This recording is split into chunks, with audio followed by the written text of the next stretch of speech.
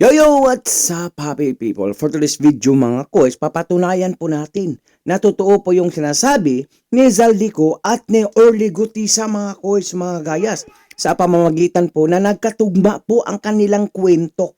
Yan po mapapanood natin, so intro po muna tayo mga kois. Ako lang at ang aking mga tao, sila Paul Estrada, Mark Tiksay, at ang aking mga security ang nag-deliver papunta sa bahay nila Pangulong Bongbong Marcos at Speaker Martin Romualdez sa North Forbes Park, South Forbes Park hanggang sa Malacanang. Yung mga deliveries po ay merong record ang aking mga tao. Totoo po yung sinasabi ni Orly Gutesa na nag-deliver siya sa Forbes Park. Tagabuhat lang ako ng malita ng basura. Ang ibig sabihin ng basura ay malita na may lamang pera. Ang bawat malita ay may lamang humigit kumulang 48 million pesos at nire-receive ni John Paul Estrada at Mark Tiksay. Ang mga executive assistant ni Congressman Zaldico at sila ang mga detailed sa mga ganyang activities. Kalimitang dinadala sa bahay ni Congressman Zaldico sa Valle Verde 6 at tinatanggap naman ni Mark at ni Paul. I-confirm mo. Deliver papunta sa bahay. So ayan nga po, puputulin po natin, magbibigay po tayo ng reaction. So doon pa lang mga kois mga guys, nagkatugma po ang kanilang mga statement ni dating Congressman Zaldico at ni Ortiz sa mga Gutisa mga kois mga guys. So now, klarong-klaro na mga kois mga guys. So maraming nagsasabi, especially kay Ate Claire, na AI daw, Artificial Intelligence. Wow! Artificial Intelligence na may verified badge. At mayroon pong gumagawa nito, ha? Ginamitan na po nila yung ng AI itong mga statement po. Ha, huwag kayong maniwala diyan mga kois, mga gayas. Maniwala kayo, doon po kayo tumingin sa official Facebook ni Zaldico na may verified badge mga kois, mga gayas, no. So imposible po. Marami din pong nagsasabi na nabayaran daw ito ng mga Duterte. Wow. Anong ibig niyo sabihin? Pumunta doon si Zaldico sa dahik. Sa tingin nyo, makakabalik pa siya, makakauwi pa siya ng Amerika ng buhay? Lahat doon, halos 99% mga supporters ni Tatay Digong. At alam ng mga supporters ng mga Duterte na itong Zaldico na to ay siyang yung jet plane na ginagamit nung paghatid. Illegal na paghatid kay Tatay Digong doon sa dahik. Jet plane po yun ni Zaldico. So sa tingin nyo, mababayaran ng mga Duterte? Hindi. Ha? Kasi nagkaunsihan na yan eh. Ha? Nagkaunsihan na yan. So panoorin po natin itong video na to ni Zaldico. So without further ado, let's begin. Nila Pangulong Bongbong Marcos at Speaker Martin Romualdez mag-insert or magpasok ng 100 billion worth of projects sa BICAM. Sana po ay hindi nila ako mapatay bago ko mailabas ang lahat. Ginawa ko lang ang utos sa akin, pero ngayon, handa na akong harapin ang lahat. Ginagamit ng administrasyon ang buong resources ng bansa para tumahimik ako. That he will shoot me if I will talk. Gagamitin ako bilang panakipbutas sa kanilang kampanya laban sa korupsyon. Hindi na ako mananahimik. Ilalabas ko ang lahat ng katotohanan. May resibo, may ebidensya, at may pangalan. Para sa bawat Pilipino, alam ko na buo ang galit ninyo sa akin ngayon. Nauunawaan ko rin kung bakit. Lalo na at malaki ang halagang nakataya. Pero bago kayo humusga, hayaan ninyong ipaliwanag ko ang buong katotohanan. Matagal akong hindi nagsalita dahil may direktang utos sa akin. Huwag nang bumalik ng Pilipinas at manahimik na lamang. Ayan. Klarong-klaro ha, may utos. Siyempre, talagang gagawin po nila ang lahat kasi nakabulyaso na eh. Pero, wag ka, sabi ni Ate Clara, si Pangulong Marcos daw ang nakadiscover na may malaking corruption dyan nagaganap. Wow, palakpakan. mukhang matatandaan natin na desperado noon si VP Sara dahil sa malaking korupsyon o tawagin nating sindikato dyan sa administrasyon ni Pangulong Marcos. So, totoo nga yung sinasabi ni VP Sara. So, ngayon, sinasabi ni Ate Claire na ang ating Pangulo daw nakadiskubre. Nakakatawa naman siguro. O, diba? Grabe yung mga palusot nila mga kuis. Gagawin nila ang lahat ng resources. Gaya ng paghatid nila kay Tatay Digong sa dahig. Sa buwata na yan Undersecretary DOJ, lahat-lahat ng mga yan. So ngayon, sunog sila. Dahil lumabas na ang buong katotohanan. Magbuti, maganda yung ginagawa mo, ex-congressman Zaldico. At least, hindi ka tumandang paurong. Straight ka at inaamin mo yung pagkakamali mo at mababawasan yung kasalanan mo ng Diyos at sa taong bayan. Maganda yan, pagpatuloy mo lang para makulong na talaga yung sino mang yang sangkot o mastermind yan. Umalis ako noong July 19, 2025 para sa aking medical check-up. Nakaplanong bumalik pagkatapos ng SONA ni Pangulo. Pero habang papauwi na ako, tinawagan ako ni dating Speaker Martin Romualdez at sinabihan, "Stay out of the country. You will be well taken care of as instructed by the President." Noon naniniwala pa ako sa kanila, kaya't hindi ako bumalik. Tumikom ang aking bibig, sumunod ako, pero ang hindi ko alam, ang ibig pala nilang sabihin sa aalagaan ka namin ay gagamitin ako bilang panakipbutas sa kanilang kampanya laban sa korupsyon. Ginawa nila akong poster boy ng kanilang sariling kasinungalingan. Ngayon, hindi na ako mananahimik, ilalabas ko ang lahat ng katotohanan. May resibo, may ebidensya, at may pangalan. Yan, tama. Nagsimula ito nung tumawag si Sekmina Pangandaman sa akin nung nag-umpisa ang BICAM process last year, 2024. Ang sabi niya, katatapos lang ng meeting nila ni Pangulo at may instructions na mag-insert o magpasok ng 100 billion worth of projects sa BICAM. At sinabi pa ni Sekmina, At marami pang mga kupal na sinasabi, bakit alam daw niya yung lahat ng pangyayari o yung mga dokumento? Bupols ba kayo? Nakalimutan nyo yatang House Appropriation po yan si Zaldico. Natural, alam niya ang lahat ng transaksyon dyan. Mga bupols talaga itong mga supporters sa PBBM. Nako, ang hirap talaga ipagtanggol sa mga among kawatan, no? Ang hirap talaga ipagtanggol sa mga among kawatan. At sa totoo lang, real talk po tayo. Kaya kayo gumagawa lang kayo ng AI. Ini-AI po nila yung statement po ni Zaldico. Halatado naman kasi yung pagbigkas ng bunganga, hindi makatugma yung words na binigkas niya. Gumawa kayo ng AI. Total, andyan naman po yung official Facebook ni Zaldico. Doon po ang buong katotohanan. can confirm with Yusek Adrian Bersamin dahil magkasama sila sa meeting ni Pangulong BBM noong araw na yon. Tinawagan ko po agad si Yusek Adrian Bersamin at tinanong ko kung may instruction nga ba ang Pangulo na magpasok ng 100 billion during their meeting. Ang sabi niya ay totoo nga po. Right after our conversation, tinawagan ko po si dating Speaker Martin Romualdez at nireport ko ang instructions ng Presidente to insert the 100 billion projects. At sinabi niya sa akin, what the President wants, he gets.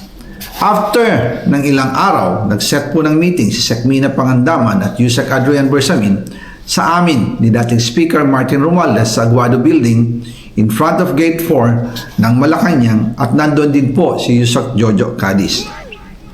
During the meeting, binigay po ni Yusek Adrian Bersamin ang listahan na worth 100 billion. Tinanong ko po si Yusek Adrian kung saan galing ang listahan. Ang sagot niya, galing kay PBBM mismo at binigay niya ito mula sa brown leather bag. Nung sinabi po ni Yusek Adrian Bersamin, Alam niyo mga kois mga guys, yung pinag-uusapan dito, hindi piso, hindi hundreds, hindi million, billions yung pinag-usapan dito mga kois mga guys. Ha? Yung billions na yan kung nalagay pa yan sa tama, ha? I'm sure marami ng mga ospital, paaralan ngayon na napatayo, ha? O mga pabahay, gaya ng ginagawa ni Hermes Comoreno dyan sa Manila, Palapakan. Yung billions yan, napakarami nang nagawa. Siguro wala talagang baha ngayon kung talagang napunta sa flood control yung pira na yan. At about naman po sa brown leather bag, naku po. Maiwan na ang lahat. Kahit maiwan na si Liz Satanas. Wag lang ang brown. Wag lang ang brown leather bags. Palakpakan. Dahil nagkakalaga yun ng 100 billions.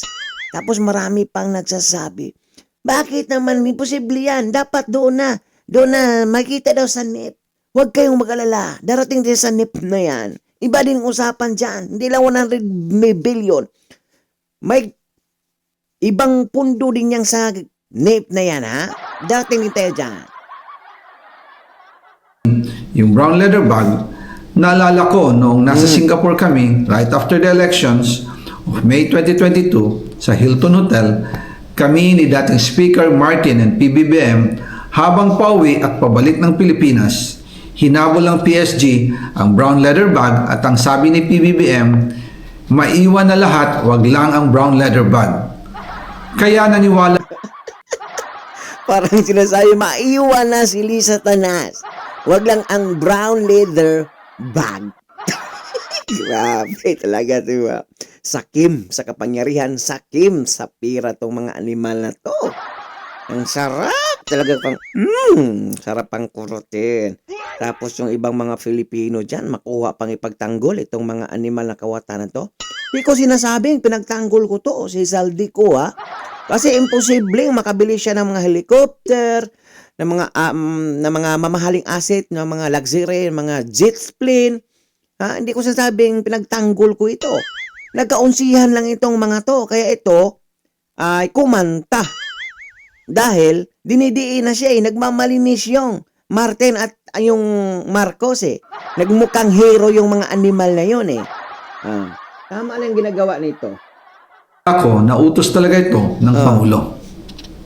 Pagkatapos ng ilang araw, I informed sina dating Speaker Martin Romualdez, Sekmina Pangandaman, Yusek Adrian Bersamin, and Yusek Jojo Cadiz na kung pwede 50 billion lang ang ipasok sa program funds dahil so sobra ang DPWH funds versus sa DepEd. In practice, hindi pwede na mas malaki ang budget ng DPWH kaysa edukasyon.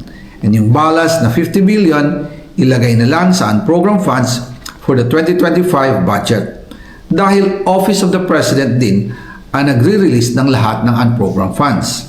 Tama. Pagkatapos ng isang araw, tinawagan ako ni Sekmina at sinabi ang mensahe ng Pangulo, ipasok ninyo yan dahil pinangako na sa akin. Grabe na to si Sekmina. Nung pagputo kahapon, yung pa-birthday. Pa-birthday. Ha? Kay Martin Romualdez kahapon ni Zaldico. Yun ang pa-birthday ni Zaldico kay Martin Romualdez kahapon. Aba, itong si Sekmina press con agad. Maraming sinasabi, maraming kuda. Darating din tayo dyan sa NEP, ma'am. Huwag kang masyadong mainip. Kasi wala na. Kulungan talaga yung... iwan ko lang kung after 3 days may Marcos pang presidente, Kasi may 3 araw na rally, Sabi ko sa inyo. Ni Speaker Martin yan at hindi na pwedeng baguhin. Kumbaga, ang utos ng hari hindi pwedeng mabali. Again, Grabe, utos ng hari. Parang Saudi lang may king. Tapos sa Pilipinas, wala namang prime minister, wala namang king dyan, presidente. Wow, hari talaga. Hari pinakahari sa mga kawatan, mga animal. Sarap nyo talagang Iwan ko lang sa inyo.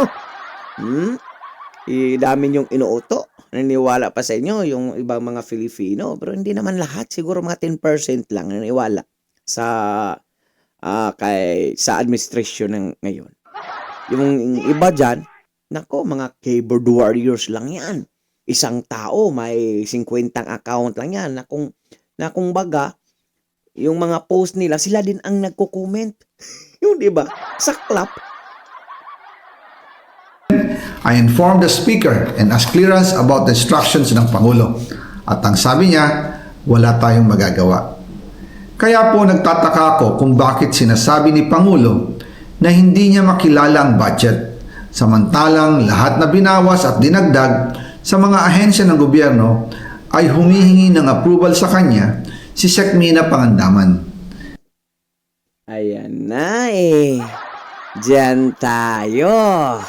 Hindi makakalusot. Ha? Biruin mo. Parang shock na shock siya talaga. Ang ating Pangulo. May malaking korupsyon na gaganap sa ating bayan, sa ating bansa. Kailangang mayroong managot. Kasama ka na doon sa managot, Mr. President. Pirmado mo lahat iyon. Pirmado mo lahat iyon. Ha? Tapos ngayon, nagmamalinis ka. Wow, palakpakan. Tapos ngayon, magmukha ka pang hero. Noon yun, ngayon hindi na. Never again. Siguro mga last 3 days lang siguro talaga itong Pangulo natin. Part 2. Ang nag-deliver papunta sa bahay Ito. nila Pangulong Bongbong Marcos at Speaker Martin Romualdez. Again, I informed the Speaker and asked clearance about the instructions ng Pangulo. At ang sabi niya, wala tayong magagawa. Kaya po nagtataka ako kung bakit sinasabi ni Pangulo na hindi niya makilala ang budget. Samantalang lahat na binawas at dinagdag sa mga ahensya ng gobyerno ay humihingi ng approval sa kanya si Sec. Mina Pangandaman. Bago namin ginawa o tinapos ni Senator Chis Escudero during the BICAM. Sinabi pa ni Sec. Mina, everything is cleared with the President. Basta importante, pasok ang pondo na request ng Pangulo. The following day, sinabi ni Sec. Mina, approve na si Presidente BBM sa lahat na binawasan na ahensya. Masaya na ang Pangulo dahil naipasok ang gusto niyang 100 billion insertion. Masaya na. Palakpakan. Tapos ngayon, ang maraming dinidiin. Talagang yung mga ibang dinidiin naman dyan, sangkot naman talaga yan. Especially yung mga contractors, yung mga diskaya na yan. Yun sila director ng DPWH, yung iba dyan secretary, nag-resign na nga eh. Yung iba dyan pumunta ng Amerika nga eh. Ha? Nagsilayasan na sila kasi alam nila, pag pumutok, magsasabi, itong si Zaldico, yari lahat sila. Ayun nga, yung pa-birthday kahapon, yung Zaldico kay Martin, ayun, mas lalong kinabahan sila ngayon. Lalo na may 3 araw na rallies. Naku, mukhang hindi naaabot sa Pasko tong presidente natin. Wala pong perang napunta sa akin. Lahat po ng insertion napunta sa ating Pangulo. Sorry sir ha, hindi ako maniniwala nun sir. Alam namin na may negosyo yung tatay mo. May negosyo na mga construction firm. Pero imposible naman po siguro makabili kayo ng 3 jet plane, 4 na helicopter, mamahaling mga sasakyan. Kung doon lang kinuha sa negosyo na yon. Maliban na lang siguro kung yung negosyo na yon ay mayroong ginagawang hindi maganda. Kasi kung sisilipin lang natin, kung magninegosyo ka lang ng normal na walang katiwalian na halo, imposible makabili ka ng mga air assets sir, ng mga sasakyan, lahat ng kung anong andyan sa'yo ngayon. Hindi ako maniniwala, sir. Sorry. At Speaker Martin Romualdez. Ako lang at ang aking mga tao, sila Paul Estrada, Mark Tiksay, at ang aking mga security ang nag-deliver papunta sa bahay nila Pangulong Bongbong Marcos at Speaker Martin Romualdez sa North Forbes Park, South Forbes Park hanggang sa Malacanang. Nako, Yung mga deliveries po ay merong record ang aking mga tao. nako, ayan Totoo na. po yung sinasabi ni Orly Gutesa na nag-deliver siya sa Forbes Park. Totoo din po ang sinasabi ni Orly Gutesa na nag-deliver siya sa Malacanang nung siya ay nasa Senado. Para mapatunayan ang mga litrato na deliveries ay ilalabas ko po together with this video. Nako po. Ayan pala yun, oh. Yan yung sinasabi. Yan yung sinasabi ni Orly na nagpuno ng pera yan, mga kuis, mga gayas, ha? So ngayon, nagkatotoo na yung confession ni Orly at yung statement ni Orly ay yung statement din ni Zaldico. Ayan, oh, napakaraming bags. Mabigat talaga yan kahit dahil nasa 3 billion yata o 2 billion. After po ng approval ng budget sa General Appropriations Act of 2025, nagtanong po ako sa DPWH kung magkano ang kailangan na ibigay sa Office of the President o ang SOP na bigayan. 25%. Ang sinagot sa akin ay 25%. Tugma. Ang ibig sabihin nito, 25% ng 100 Nagkatugma yung sinasabi ni Alcantaraan ni Bryce. Nagkatugma talaga na yung 25%. Ha? Kita nyo? Andun pala napupunta iyon sa ating Pangulo at kay Martin Romualdez. Wow! Kita nyo yan mga kuis mga guys, yung pinagtanggol nyo nung eleksyon. Ha? Grabe, siya pala yung sisira sa bansang Pilipinas. Kasi hindi lang Pilipino yung nakapanood nito. Buong bansa nakatutok. Hindi na nga tayo pinautang sa South Korea dahil sa katiwalian o korupsyon nagaganap sa ating bayan. Tapos, yung mga pro-BBM, kaya nyo pang ipagtanggol yan? Naku po! Nakakahiya naman. Ha? Mga ipal, mga kupal talaga kayo. Iba talagang nagagawa sa pera. billion ang SOP na kailangan ibigay kay BBM mismo. In total, 25 billion ang napunta kay Pangulong Bongbong Marcos. Naku po! Kaya ngayon ay hinahamon ko si Ombudsman Remulla kung seryoso talaga siya sa mga sinasabi niya sa kanyang press release na idadamay niya pati si Martin Romualdez kung magbibigay ako ng ebidensya. Patunayan niya ngayon ang pronouncement niya. Imbestigahan niya ang Fraternity Brad at ang kanyang kaibigan na si Speaker Martin Romualdez kung talagang tutupad siya sa tungkulin niya. Imbestigahan din niya si President Bongbong Marcos. Sabi nga ni BBM nung SONA, let's do it right at mahiya naman kayo, hindi po ba?